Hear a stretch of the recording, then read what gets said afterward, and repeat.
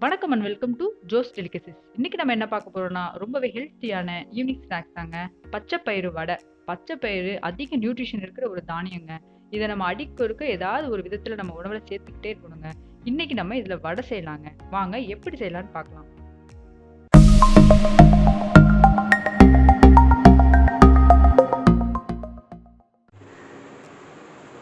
பச்சைப்பயிறு வடைக்கு நான் பச்சைப்பயிரை 6 மணி நேரம் ஊற வச்சு ஒரு சொட்டு தண்ணி இல்லாமல் நான் எடுத்து வச்சுருக்கேங்க.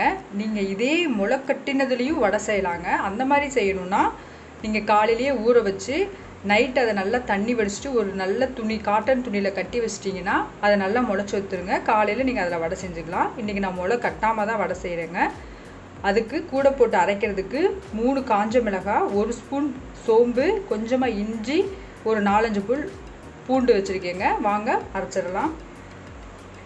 இப்போ ஒரு மிக்சி ஜாரில் நம்ம எடுத்து வச்சுருக்க மிளகாய், பூண்டு, சோம்பு, இஞ்சி எல்லாத்தையும் இதை போட்டுட்டு இதை நல்லா கொரகொரப்பாக அரைச்சி எடுத்துட்டு அதுக்கப்புறம் நம்ம பாசி பருப்பு சேர்த்துக்கலாங்க.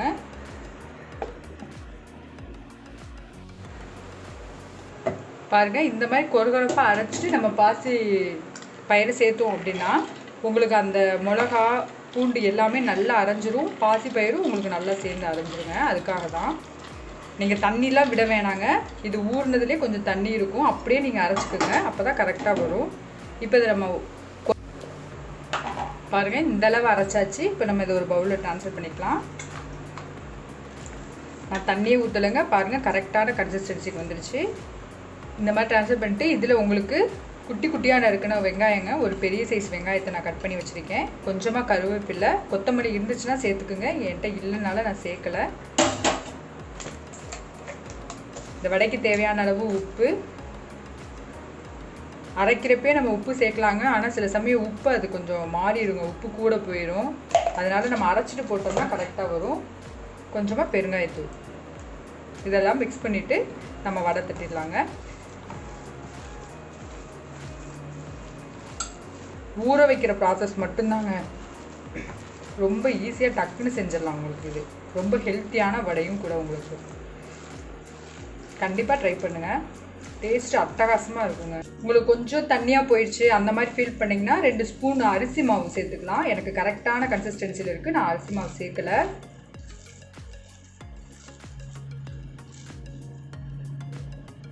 நல்லா மிக்ஸ் ஆகிடுச்சுங்க. இப்போ இந்த மாதிரி உருட்டி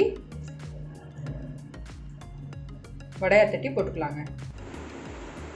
இப்போ வடை போடுறதுக்கு இந்த மாதிரி அடிகனமான ஒரு பேன் வச்சு அதில் தேவையான அளவு எண்ணெய் ஊற்றிக்கலாங்க.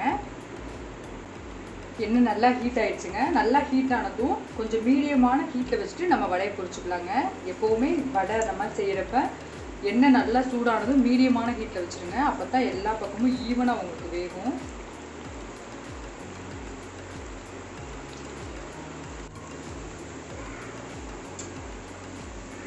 இப்போ ஒரு பக்கம் வெந்துச்சுங்க. இப்போ நம்ம திருப்பி போட்டுக்கலாம்.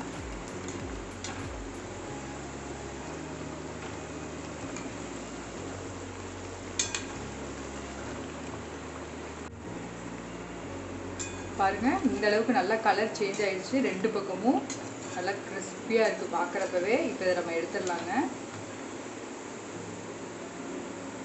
நல்லா மொறுன்னு ஹெல்த்தியான பச்சைப்பயிறு வடை சூப்பரா ரெடி ஆயிடுச்சுங்க. கண்டிப்பா நீங்களும் ட்ரை பண்ணுங்க. ட்ரை பண்ணிட்டு எப்படி இருந்துச்சுன்னு கமெண்ட் பண்ணுங்க. இந்த மாதிரி வெரைட்டியான ரெசிபியோட வீடியோ வேணுமா? கண்டிப்பா என்னோட சேனலை சப்ஸ்கிரைப் பண்ணிருங்க. பக்கத்துல இருக்க பெல் ஐக்கானையும் கிளிக் பண்ணிருங்க. Until then, it's bye from Jyoti. Bye bye.